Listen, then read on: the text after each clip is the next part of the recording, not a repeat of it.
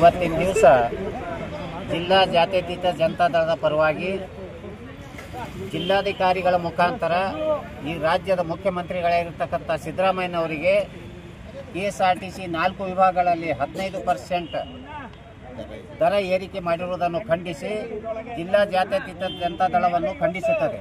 ಅದೇ ರೀತಿ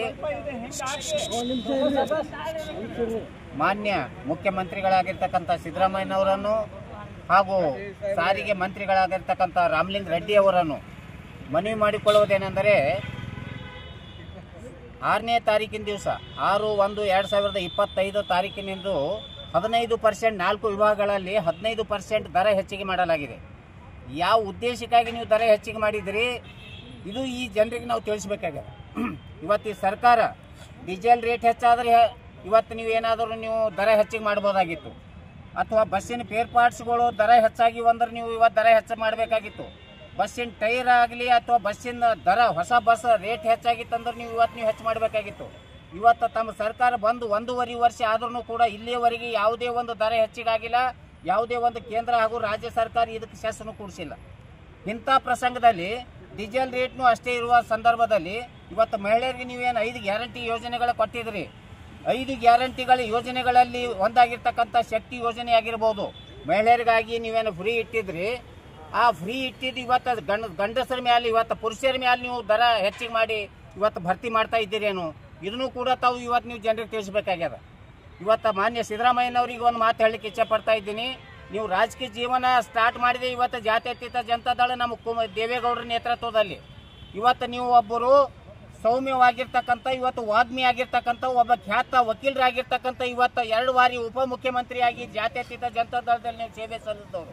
ಇವತ್ತು ಈ ರಾಜ್ಯದಲ್ಲೇ ಒಂದು ಒಳ್ಳೆಯ ಹೆಸರು ಗಳಿಸಿದವರು. ಇವತ್ತು ಇಂಥ ವ್ಯಕ್ತಿ ಈ ಬಾರಿ ಮುಖ್ಯಮಂತ್ರಿ ಆದಾಗ ಯಾಕೆ ಈ ರೀತಿ ಮಾಡ್ತಾ ಇದ್ದೀರಿ? ಇಂಥ ಭ್ರಷ್ಟಾಚಾರ ನಡೆದ್ರೂ ನೀವು ಸುಮ್ಮ ಕೂಡ್ತಾ ಇದ್ದೀರಿ. ಇಂಥ ಯಾವುದಾದ್ರೂ ರೇಟ್ ಹೆಚ್ಚಿಗೆ ಮಾಡಿದ್ರು ನೀವೇನು ಅದ್ರ ಬಗ್ಗೆ ನೀವು ಕಾಳಜಿನೇ ಇಲ್ಲ. ಮತ್ತು ನಾವು ಜನಪರ ಕಾಳಜಿ ಜನಪರ ಸರ್ಕಾರ ಅಂತ ಹೇಳ್ತಾ ಇದ್ದೀರಿ. ಇದೇನಾ ನಿಮ್ಮ ನೀತಿ? ಯಾವುದೇ ರೀತಿ ಆದ್ರೂ ಕೂಡ ನಿಮ್ಮ ನಿಷ್ಠೆಯಿಂದ ಸರ್ಕಾರದಲ್ಲಿ ಎಷ್ಟೇ ದಿನ ಮುಖ್ಯಮಂತ್ರಿಯಾಗಿ ಮಾಡ್ರಿ. ನಿಜವಾಗ್ಲೂ ಕೂಡ ಸಿದ್ದರಾಮಯ್ಯರಾಗಿರ್ಬೋದು, ರಾಮಕೃಷ್ಣ ಹೆಗಡೆ ಆಗಿರ್ಬೋದು, ವೀರೇಂದ್ರ ಪಾಟೀಲ್, ದೇವೇಗೌಡರು, ಇವತ್ತು JH ಪಟೇಲ್ ಆಗಿರ್ಬೋದು, ಕುಮಾರಣ್ಣವರು ಒಳ್ಳೆ ಆಡಳಿತ ಕೊಟ್ಟಿರ್ತಕ್ಕಂಥ ಕೀರ್ತಿವಾನರಾಗಿದ್ರಿ. ಅದರಲ್ಲಿ ಕೂಡ ತಾವು ಕೆಲವೊಬ್ಬರಲ್ಲಿ ತಾವು ಒಬ್ಬ ಮುಖ್ಯಮಂತ್ರಿಯಾಗಿ ಒಳ್ಳೆ ಕೆಲಸ ಮಾಡಿದವರು. ಇವತ್ತು ತಾವು ಈ ರೀತಿ ಜನರ ಮೇಲೆ ಹೊರೆ ಹಾಕೋದು ಎಷ್ಟರ ಮಟ್ಟಿಗೆ ಇದು ಸಮಂಜಸ ಅದ? ಇವತ್ತು ನೀವು ಹಾಲಿನ ರೇಟ್ನು ಹೆಚ್ಚು ಮಾಡ್ತಾ ಇದ್ದೀರಿ, ಅದಕ್ಕೆ ಇವತ್ತು ಸೆರೆ ಮೇಲೆ ರೇಟ್ನು ಹೆಚ್ಚು ಮಾಡ್ತಾ ಇದ್ದೀರಿ. ಹಲವಾರು ಇವತ್ತು ಯೋಜನೆಗಳನ್ನು ಟ್ಯಾಕ್ಸ್ ಕೊಡ್ತಾ ಇದ್ದೀರಿ. ರೈತರ ಪರವಾಗಿರ್ತಕ್ಕಂಥ ಸರ್ಕಾರ ಅಂತೀರಿ. ರೈತರು ಇವತ್ತು ರಿಜಿಸ್ಟ್ರೇಷನ್ ಮಾಡಬೇಕಾದ್ರೆ ಅದ್ರ ದರನು ಕೂಡ ನೀವು ಹೆಚ್ಚು ಮಾಡಿದಿರಿ. ಹೀಗಾದ್ರೆ ಏನಿದು? ನೀವು ಯಾವ ರೀತಿ ನೀತಿ ಸರ್ಕಾರ ನೀವು ನಡೆಸ್ತಾ ಇದ್ದೀರಿ? ಮಾನ್ಯ ಮುಖ್ಯಮಂತ್ರಿ ಅವ್ರನ್ನ ಮನವಿ ಮಾಡ್ಕೋತಾ ಇದ್ದೀನಿ. ಗುಲ್ಬರ್ಗ ಜಾತ್ಯತೀತ ಜನತಾದಳದ ಪರವಾಗಿ ಇವತ್ತು ನೀವು ಕುಲಂಕುಷವಾಗಿ ಒಂದು ಅರ್ಧ ಗಂಟೆ ಕೂತು ವಿಚಾರ ಮಾಡ್ರಿ ನೀವು. ಯಾಕಂದ್ರೆ ನಿಮ್ಮ ಬಗ್ಗೆ ಇಷ್ಟು ಯಾಕೆ ಈ ರಾಜ್ಯದ ಜನ ಆಕ್ರೋಶ ವ್ಯಕ್ತಪಡಿಸ್ತಾ ಇದ್ದಾರೆ. ತಾವು ಒಬ್ಬ ನೀತಿವಂತರಾಗಿದ್ರಿ, ಬುದ್ಧಿವಂತರಾಗಿದ್ರಿ, ಖ್ಯಾತ ನ್ಯಾಯವಾದಿ ಆಗಿದ್ರಿ, ಅರ್ಥಶಾಸ್ತ್ರಜ್ಞ ಆಗಿದ್ರಿ. 14 ಕೂಡ ಹಣಕಾಸು ಇವತ್ತು ವ್ಯವಸ್ಥೆಯಲ್ಲಿ ಇವತ್ತು ಹಣಕಾಸು ಇದು ಬಜೆಟ್ ಮಂಡನೆ ಮಾಡಿರ್ತಕ್ಕಂಥ ಕೀರ್ತಿನೂ ಕೂಡ ಈ ರಾಜ್ಯದಲ್ಲಿ ನಿಮಗದ. ಆದ್ರೂ ಕೂಡ ನೀವು ಇವತ್ತು ಯಾಕೆ 1.5 ವರ್ಷದಲ್ಲಿ ಎಡವಟ್ಟು ಮಾಡ್ತಾ ಇದ್ದೀರಿ ಅನ್ನೋದು ಗೊತ್ತಾಗ್ತಾ ಇಲ್ಲ. ದಯವಿಟ್ಟು ಮಾನ್ಯ ಮುಖ್ಯಮಂತ್ರಿಯಲ್ಲಿ ಮನವಿ ಮಾಡ್ಕೋತಾ ಇದ್ದೀನಿ. ಈ 15% 4 ವಿಭಾಗಗಳಲ್ಲಿ ಏನು ರೇಟ್ ಹೆಚ್ಚು ಮಾಡಿದ್ರಿ, ದಯಮಾಡಿ ನೀವು ಅದು ಹಿಂಪಡೆದು ಇವತ್ತು ಜನರಿಗೆ ಅನುಕೂಲ ಮಾಡಿಕೊಡ್ಬೇಕಂತ ನಾನು ಕಳ್ಕಳಿಯಿಂದ ಕೇಳ್ಕೊತಾ ಇದ್ದೀನಿ. ತಾವು 5 ಗ್ಯಾರಂಟಿಯನ್ನು ಕೊಟ್ಟಿದ್ದೀರಿ. 5 ಗ್ಯಾರಂಟಿಗಳಲ್ಲಿ ಬಸ್ಸಿಗೆ ಹೋಗ್ತಕ್ಕಂಥ ಹೆಣ್ಮಕ್ಳಿಗೆ ಮಾತ್ರ ಒಂದೇ ನೀವು ಇವತ್ತು ಆಧಾರ್ ಕಾರ್ಡ್ ತೋರಿದ್ರೆ ಮಾತ್ರ ಫ್ರೀ ಅದ. ಬೇರೆ ಯಾವ ಯೋಜನೆಗಳನ್ನು ಜಾರಿಗೆ ಇವತ್ತು ಇಲ್ಲ. ಇದು ದಯವಿಟ್ಟು ವಿಚಾರ ಮಾಡ್ರಿ. ಇವತ್ತು KB ಬಿಲ್ ಕಟ್ಟಬೇಕಾದ್ರೂ ಕೂಡ ಇವತ್ತು 200 ಯೂನಿಟ್ ಅಂತೀರಿ. 50 ಯೂನಿಟ್ ಆದ್ರೆ ಅವ್ರಿಗೆ ಬಿಲ್ ಬರ್ತಾ ಇದೆ. ಇವತ್ತು ನಿರುದ್ಯೋಗ ಪದವೀಧರಿಗೆ ಹೇಳ್ತಾ ಇದ್ದೀರಿ. ಇವತ್ತು 2,000 3,000 ಜನರಿಗೆ ಈ ರಾಜ್ಯದಲ್ಲಿ ನೀವು ದುಡ್ಡು ಕೊಡ್ತಾ ಇದ್ದೀರಿ. ಇವತ್ತು ಎಷ್ಟೋ 4-5 ಲಕ್ಷ ಜನ ಇವತ್ತು ನಮ್ಮಲ್ಲಿ ನಿರುದ್ಯೋಗ ಪದವೀಧರ ಅದಾರ. ಇದ್ರ ಬಗ್ಗೆನೂ ನೀವು ಕಾಳಜಿ ವಹಿಸಬೇಕಾಗ್ತದ.